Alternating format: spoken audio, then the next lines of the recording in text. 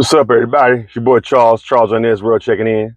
Listen, have you ever heard of anybody taking the life of somebody, eating them, getting away with it, and then becoming worldwide famous? Maybe not worldwide famous because you probably would know this guy's name. His name was Isu Sugwa. I think I'm saying his name right. He's a Japanese guy. He's a Japanese student. And in 1981, he was actually convicted in France for taking the life of a fellow college student, a female. She was about 25 years old. And then he spent the next couple of days eating her. What happened was in 1981, Isu Sagui, if I'm saying his name right, had invited one of his fellow students that he went to school with back to his apartment for like a little study group. While the young lady's back was turned, Sagui took her life. I don't know how he took her life, but he took her life.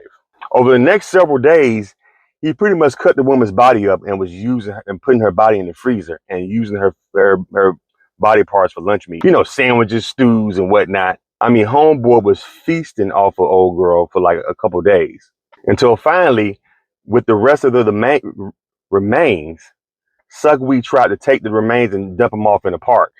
That's when he was questioned by police that saw him dump the remains and found out that it was a human body.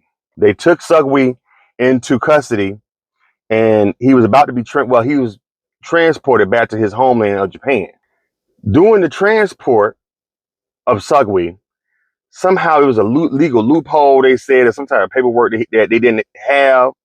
All in all, Isu Sugwi was released as soon as he got to his homeland in Japan. Now, you would think after getting away with taking somebody out and then eating their ass, you would think you would lay low, right? No, man, my homeboy Sugwi went ahead, started writing books. He got on television. Like, he took his ordeal and turned it into like a career. He made appearances on Japanese television shows. He had a cookbook. Now, what kind of recipes that he had in his cookbook, I don't know, because apparently this cookbook was made for cannibals. But apparently he sold a lot of books, which is scary. That means there's a lot of motherfuckers out here eating motherfuckers. Anyway, Sugwi remained free until 2022 when he passed away. He died a rich and free man and did not face any kind of ridicule for the crime he committed against this young lady in 1981. If you look at these pictures of this dude, he looked kind of crazy. He looked kind of off. Why did she even agree to go back to this dude's apartment?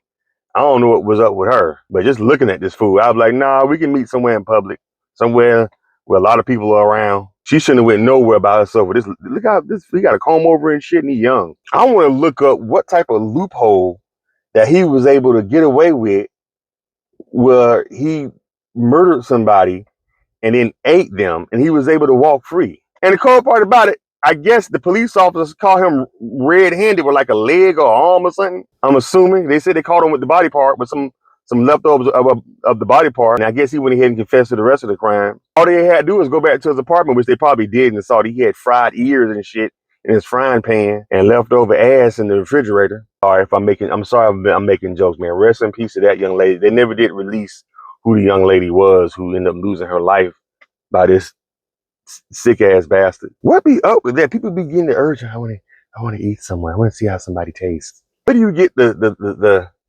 urge for? You know what? I want me some chest. I want me some nice fried chest. Like for him to do. I think for people to do that, you have to have already done that before and got away with it. You know, for him to have a notion to do that, to even know how to, because there was no YouTube back then and I'm pretty sure they had YouTube back then. You can't YouTube how to cook and eat a person. At least I don't think so. Has anybody ever tried that? I'm scared to do it because I don't want to get flagged. Listen to police, y'all. If anybody looks up on YouTube how to cook a person, the police need to be sent over to their house immediately. Anyway, man, this is a crazy ass story, man. What y'all think about the story? Let's talk about it in the comments. Hit the thumbs up button. Subscribe to the channel.